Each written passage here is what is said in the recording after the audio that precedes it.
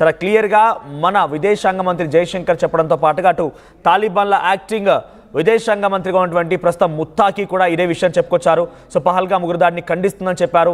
రేపటి రోజున ఎటువంటి విషయమైనా కూడా కోఆపరేషన్తో ముందుకు వెళ్తామనే విషయం చెప్పుకొచ్చారు. అంటే రేపటి రోజున పాకిస్తాన్తో యుద్ధమైనా సరే పాకిస్తాన్ ఆఫ్ఘనిస్తాన్ కూడా ఎదుర్కోవాల్సింది. ఆఫ్ఘనిస్తాన్ ఇప్పటికే పెద్ద ఎత్తున పాకిస్తాన్పై దాడి తెరలేపుతోంది. ఆఫ్ఘనిస్తాన్ తాలిబాన్ల గవర్నమెంట్ని తాలిబాన్స్ని పాకిస్తాన్ అణిచివేసే ప్రయత్నం చేస్తుంటే వారిని తిప్పి కొడుతోంది తాలిబాన్స్ మొత్తం కూడా వారిని ముచ్చుమటలు పట్టిస్తున్నారు పాకిస్తాన్ని. సో ప్రస్తుతానికి జైశంకర్ మరొక వీడియో చూసారు కదా, దాంట్లో ఏం చెప్తున్నారంటే మూడో వ్యక్తి ప్రమేయం అవసరం లేదు. భారత్కి పాకిస్తాన్ మీద చర్చ కనుక ఉంటే రెండు దేశాలు చర్చించుకుంటాయి. మేము చాలా క్లియర్గా ఉగ్రవాదాన్ని కొల్లగొట్టాలి, ఉగ్రవాదాన్ని లేకుండా చేయాలని లక్ష్యంతో ముందుకు వెళ్తున్నాం. అటువంటి విధంగా డెఫినెట్గా ఆ చర్చలే ఉంటాయి, కానీ అంతకుమించి ఎటువంటి చర్చలు ఉండవు ఇరు దేశాల మధ్య అని చెప్పి ఆయన చెప్తున్నారు. ఇది డైరెక్ట్గా డొనాల్డ్ ట్రంప్ని ఉద్దేశించి మాట్లాడినట్టుగానే ఉంది. డొనాల్డ్ ట్రంప్ని అసలు నువ్వెవరు మా దాంట్లో ఇన్వాల్వ్ కాడని రకంగా మాట్లాడినటువంటి విధంగానే జైశంకర్ వ్యాఖ్యలు అర్థమిస్తున్నాయి. సో ప్రస్తుతం తాలిబాన్ల సపోర్ట్ని ఎలా చూడాలి, మరిన్ని అప్డేట్స్ మా ప్రతినిధి రామ్దాస్ అందిస్తారు. రామ్దాస్, సో ప్రెసెంట్ తాలిబాన్ల సపోర్ట్ని భారత ప్రభుత్వం ఏ రకంగా చూడాలి? తాలిబాన్స్ మన వైపుగా ఈ ఖండించేటువంటి విషయాన్ని కానివ్వండి, మేము సహకరిస్తాం, మ్యూచువల్ కోఆపరేషన్తో ముందుకు వెళ్దాం విషయానిపైన ఏ రకంగా ఆలోచించాలి? మరీ ముఖ్యంగా తాలిబాన్ల సహకారంతో భారత ప్రభుత్వం ఏం చేయొచ్చు?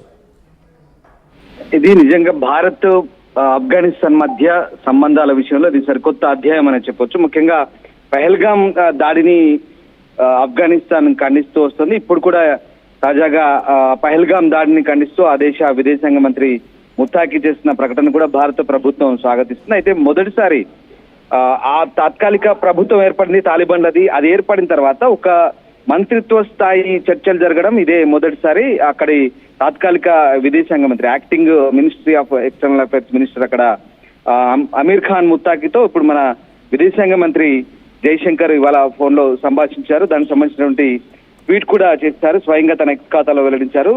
సో దానికి సంబంధించినటువంటి సారాంశం మీకు చెప్తాను. ఈ రోజు సాయంత్రం తాత్కాలిక ఆఫ్ఘాన్ విదేశాంగ మంత్రి మౌలావి అమీర్ ఖాన్ ముత్తాకితో మంచి సంభాషణ జరిగింది.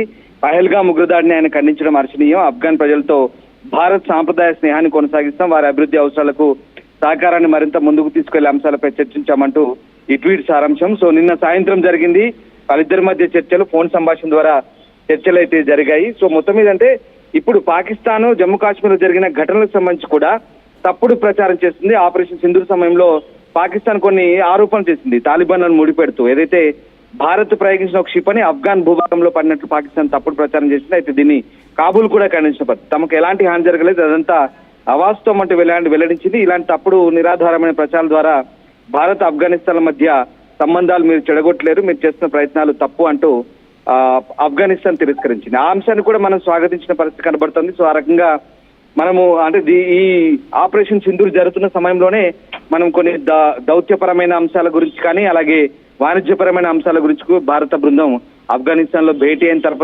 అయినప్పుడు కొన్ని అంశాలు అక్కడ చర్చకు వచ్చాయి. ముఖ్యంగా మనం అటారీ బార్డర్ మూసివేసాం. అటారీ బార్డర్ మూసివేసిన సందర్భంలో ఆఫ్ఘనిస్తాన్ కొత్త వాణిజ్యం దెబ్బతింటున్న పరిస్థితి. ప్రధానంగా ఆఫ్ఘనిస్తాన్ నుంచి అటారీ వాఘా సరిహద్దు పాకిస్తాన్ నుంచి మనకి ఏమొస్తాయంటే డ్రై ఫ్రూట్స్ ఎక్కువగా వస్తాయి. ఆఫ్ఘనిస్తాన్ నుంచి డ్రై ఫ్రూట్స్ కానీ ఆ తర్వాత ఉల్లిగడ్డలు కానీ ఇవన్నీ కూడా ఎక్కువగా మనకు అక్కడి నుంచి ఆఫ్ఘనిస్తాన్ నుంచి వస్తాయి. కొన్ని ఇతరత్ర వస్తువులు కూడా వస్తుంటాయి. సో ఆ రకంగా కొంత వాణిజ్యం అయితే ఇబ్బందికరంగా మారింది. ముఖ్యంగా అది వాళ్ళకి అటు నుంచి జరిగేటువంటి ఎక్స్పోర్ట్స్ ఏవైతే ఉన్నాయో భారత్ కి చేరడం లేదు, సరిహద్దులు మూసివేయడం ద్వారా.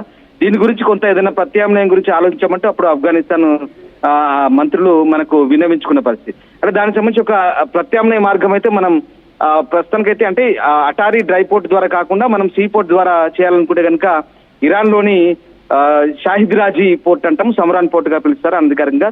సో అక్కడి నుంచి ఏదైనా మార్గం ఉందని కూడా మనం ఆలోచిస్తున్నాం. కాకపోతే కాస్త దూరం, వ్యయంతో కూడుకున్న పని. సో ఆ రకమైన ద్వైపాక్షిక వాణిజ్య చర్చలు ఉన్నాయి. అలాగే భారత జైల్లో ఉన్నటువంటి ఆఫ్ఘాన్ ఖైదీలను విడుదల చేయడము, ఇట్లాంటి చర్చలు కూడా ఇరాన్ లోని చాబహార్ ఓడరేవు నుంచి అభివృద్ధి సంబంధించి కూడా చర్చ వచ్చింది. సో ఆ రకంగా అంటే కొన్ని అంశాల వారిగా భారత్ ఆఫ్ఘనిస్తాన్ మధ్య చాలా అంశాలు ఉన్నాయి. సో వాటన్నిటిని కూడా మనం కొన్ని చర్చల ద్వారా పరిష్కారం చేసుకునే పరిస్థితి కనబడుతుంది. మొదటి నుంచి కూడా ఆఫ్ఘనిస్తాన్ పూర్తిగా తాలిబాన్లను మట్టుబెట్టేందుకు అమెరికా చేసిన దాడుల నేపథ్యంలో ఆఫ్ఘనిస్తాన్ పూర్తిగా ఒక రకమైనటువంటి పూర్తిగా శిథిలావస్థగా మారిన పరిస్థితి. అప్పుడు భారతీయ స్వయంగా మనం జోక్యం చేసుకొని ఆఫ్ఘనిస్తాన్ లో పార్లమెంట్ కట్టించాం. ఆఫ్ఘనిస్తాన్ పునరుద్ధరించే ప్రక్రియలో మనం $1 బిలియన్ సహాయం చేసాం. ఆఫ్ఘనిస్తాన్ ని అన్ని విధాలా ఆదుకున్నాం. అది ఆఫ్ఘాన్ ప్రజలు తెలుసు, ఆఫ్ఘాన్ ప్రజలకు తెలుసు, అక్కడ పాలకులకు తెలుసు. హమీద్ కర్జాయ్ అప్పుడు ఆయన అధికారంలో ఉన్నప్పుడు మనం అన్ని రకాలుగా ఆదుకున్నాం, భారత్ను స్నేహాస్తం నుంచి ఇప్పటికీ వాళ్ళంతా మర్చిపోలేరు.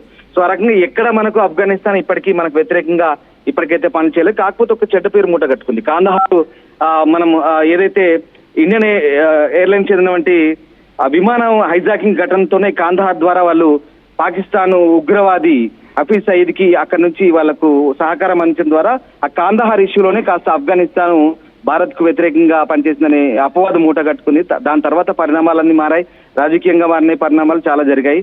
సో ఆ రకంగా ఆ తీవ్రవాదుల్ని ఆఫ్ఘనిస్తాన్ భూభాగం నుంచి తిరిగి పాకిస్తాన్ పంపించి వేయడంలో వాళ్ళు సహకరించారు. ఆ హైజాక్ అయిన విమానం నుంచి అది ఇష్యూ అది వేరే విషయం. సో ఆ రకంగా దాని తర్వాత చాలా పరిణామాలు అయితే మారాయి. భారత్ ఆఫ్ఘనిస్తాన్ మధ్య స్నేహభావమే ఉంది. సో ఇప్పుడు భారత్ పాకిస్తాన్ మధ్య ఉద్రిక్తతల వేళ నేను ఇవన్నీ ఎందుకు ప్రస్తావిస్తున్నానంటే, గతంతో పోల్చుకుంటే ఇప్పుడు ఆఫ్ఘాన్ కు భారత్ కు చాలా సంబంధాలు ఉన్నాయి. ముఖ్యంగా ఓడరేవుల గురించి ఇరాన్ లోని ఓడరేవుకు సంబంధించిన అంశం కూడా కావచ్చు. ఎందుకంటే ప్రత్యామ్నాయ చాబహార్ ఓడరేవు ప్రత్యామ్నాయ వాణిజ్య మార్గంగా అది రూపుదిద్దుకునే అవకాశం కనిపిస్తుంది. సో ఆ రకంగా కొన్ని అంటే తాలిబాన్ సంబంధించిన వాళ్ళ భాషలో ఎక్స్ లో వరుసగా పోస్టులు పెట్టుకున్నప్పుడు పాస్టో భాష అంటారు. సో ఆ రకంగా మన మధ్య ఇద్దరి మంత్రుల మధ్య కొన్ని అభిప్రాయాలు అయితే చర్చకు వచ్చాయి. ఏదేమైనా ఇప్పుడు భారత్ ఆఫ్ఘనిస్తాన్ మధ్య సంబంధాలు అయితే మెరుగుపడుతున్నాయి. ఇప్పుడు పాకిస్తాన్ ఇండియా ఉద్రిక్తల వేళ మనకు ఆఫ్ఘనిస్తాన్ పూర్తి స్థాయి సహకారం ఉండబోతుంది. వాణిజ్యపరంగా, దౌత్యపరంగా అన్ని రకాలుగా మనము మన డబ్బుని ఆఫ్ఘనిస్తాన్ లో పెట్టుబడులు పెట్టి వాళ్ళను పునరుద్ధరించేందుకు, వాళ్ళు బాగుపడేందుకు మనం సహకరించాం. కాబట్టి ఆఫ్ఘనిస్తాన్ ఆ కృతజ్ఞత చూపుతుంది. ఇప్పటికీ అంటే వాళ్ళ తాత్కాలిక ప్రభుత్వం యాక్టింగ్ మినిస్టర్లు ఉన్నారు అక్కడ, వాళ్ళు ఏర్పడిన తర్వాత తాలిబాన్ ప్రభుత్వంతో ఒక విదేశీ మంత్రులతో ఆ మంత్రిత్వ స్థాయి చర్చలు జరగడం, ఇప్పుడు విదేశాంగ మంత్రులు చర్చించుకోవడం అయితే ఇది ఫస్ట్ టైం. ఇప్పటికైతే భారత్ అయితే పూర్తి స్థాయి సంతృప్తి వ్యక్తం చేస్తుంది. సో భారత్ ఆఫ్ఘనిస్తాన్ మధ్య సంబంధాలు మెరుగుపడుతున్నాయడానికి ఈ చర్చలే ఒక ఉదాహరణగా చెప్పొచ్చు. రైట్ రామ్దాస్. సో మొత్తం మీద తాలిబాన్స్ భారత ప్రభుత్వానికి, భారత్కి సహకరిస్తున్నారంటే పాకిస్తాన్ని ఒక దెబ్బ కొట్టడం ఖాయం. ఎందుకంటున్నా ఇక్కడ తాలిబాన్స్ సపోర్ట్ చేయడం వల్ల భారతీయ స్ట్రెంగ్తన్ అవుతుందని కాదు, కానీ తాలిబాన్స్ కూడా పాకిస్తాన్ శత్రువులుగా ఉన్నారు. పాకిస్తాన్ పైన తాలిబాన్స్ పోరాడుతున్నారు. సో ఇద్దరి మధ్య ట్రేడ్ విషయంలో కానివ్వండి, ఇక్కడ పాకిస్తాన్ జరిగినటువంటి ఈ యొక్క యుద్ధం విషయంలో కూడా చర్చ జరిగినట్టు తెలుస్తోంది. పహల్గామ్ ఉగ్రదాడి ఘటనలో ఏదైతే తప్పుడు ప్రచారాన్ని పాకిస్తాన్ తెరలేపిందో దాన్ని కొట్టిపారేస్తూ తాలిబాన్స్ మన విదేశాంగ మంత్రితో జయశంకర్తో మాట్లాడుకొచ్చారు. ప్రస్తుతం ఇరు దేశాల మధ్య ఒక సత్సంబంధాలు ఏర్పడ్డాయి. ముందు రోజున ఎటువంటి విషయం జరిగినటువంటి సంఘటన జరిగినా కూడా మ్యూచువల్ కోఆపరేషన్తో ముందుకు వెళ్దామని చెప్పి ఇరువురు దేశానికి సంబంధించిన విదేశాంగ మంత్రులు కూడా మాట్లాడుకొచ్చారు. ప్రస్తుతానికి ఆఫ్ఘనిస్తాన్ సపోర్ట్ చేస్తున్న నేపథ్యంలో పాకిస్తాన్కి దిక్కుతోచడం లేదు. ఎందుకంటే బలూచిస్తాన్ వారి వైపున ఎక్కువ పెట్టారు, ఆఫ్ఘనిస్తాన్ తాలిబాన్స్ ఎక్కువ పెట్టారు. సో ఏదో భారత్ని దాడి చేద్దాం, భారత్లో కొన్ని ఇబ్బందులు గురి చేద్దామంటే ఇరువైపుల నుంచి వాళ్ళే పూర్తిగా పాకిస్తాన్ని చీల్చుకుంటూ వెళ్ళే అవకాశం కనబడుతుంది. ఈ నేపథ్యంలో పాకిస్తాన్ కొంత భయపడిపోతుంది. ఏం చేయాలో అర్థం కాని పరిస్థితి, దిక్కుదోచిన పరిస్థితిలో ఉంది. కొంత అమెరికా నుంచి ఇండైరెక్ట్ సపోర్ట్ వస్తున్నా, చైనా నుంచి ఇండైరెక్ట్ సపోర్ట్ వస్తున్నా, వాళ్ళు డైరెక్ట్గా వచ్చి ప్రత్యక్ష యుద్ధంలో పాల్గొనలేరు. కొంత ఆర్మీ పర్సనల్స్ పంపించవచ్చు, కానీ చైనా తనకు తాను నష్టపోయే విధంగా ఎప్పుడు ప్రయత్నం చేయదు. టర్కీ కానివ్వండి, అమెరికా కూడా మేము నష్టపోయినా పర్లేదు మీకు సపోర్ట్ చేస్తామని ఎక్కడ చెప్పారు. కానీ తాలిబాన్స్ నష్టపోయినా కూడా పాకిస్తాన్ని అంతమొందించడం లక్ష్యంగా ఉంది. బలూచిస్తాన్ లిబరేషన్ ఆర్మీకి సంబంధించిన